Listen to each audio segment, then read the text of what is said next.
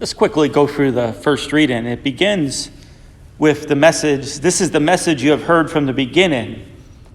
So this is the second time in this letter that St. John has used that phrase, that the message you have heard from the beginning. The first time was about the proclamation as Jesus is the Son of God, as he uses the word that God is light.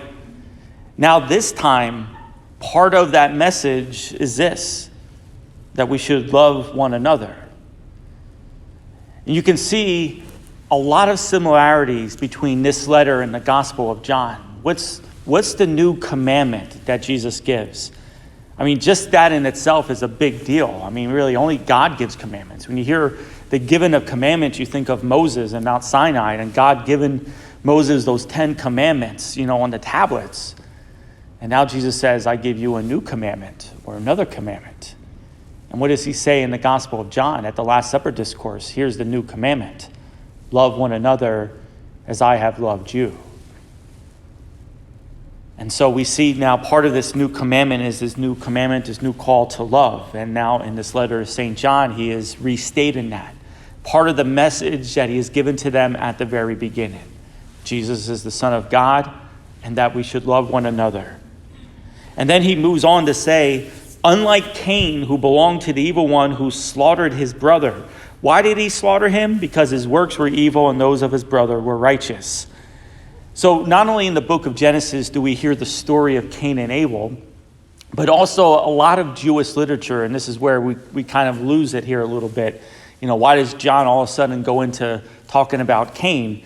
There was a lot of Jewish literature in the first century that kind of held up Cain and Abel as like a model of good and a model of bad. A model of moral righteousness and a model of moral evil.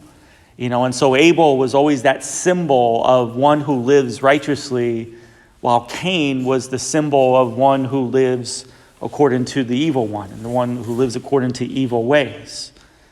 And so it goes on to say that then do not be amazed, brothers and sisters, if the world hates you. We know that we have passed from death to life because we love our brothers. And whoever does not love remains in death.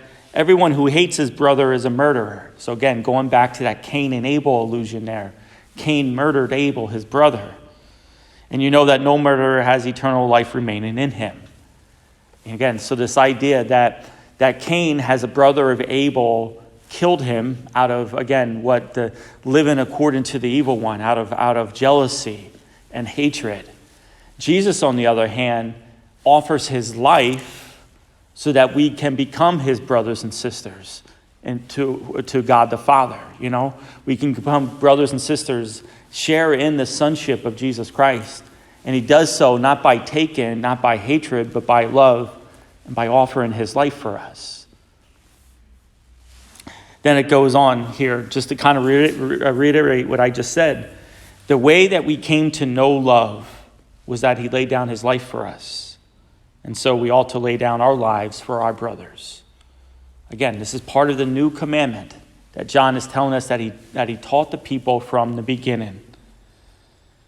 And if someone has worldly means, he sees a brother in need and refuses him compassion, how can the love of God remain in him? So again, we can also see John moving away from murder as just the elimination of human life to also falling under the category of just hatred in the hearts. Again, going back now to the Synoptic Gospels, back to the Sermon on the Mount. Jesus says in chapter 6, what does he say? It says that you shall not kill, but I say to you, if anyone harbors hatred in his heart, then he's already committed murder. So it's the idea of murder going beyond just the elimination of human life to harboring hatred and jealousy within oneself. And so with that, to conclude this, now this is how we shall know that we belong to the truth and reassure, or you can use the word convince, and convince our hearts before him in whatever our hearts condemns, for God is greater than our hearts and knows everything. Beloved, if our hearts do not condemn us, we have confidence in God.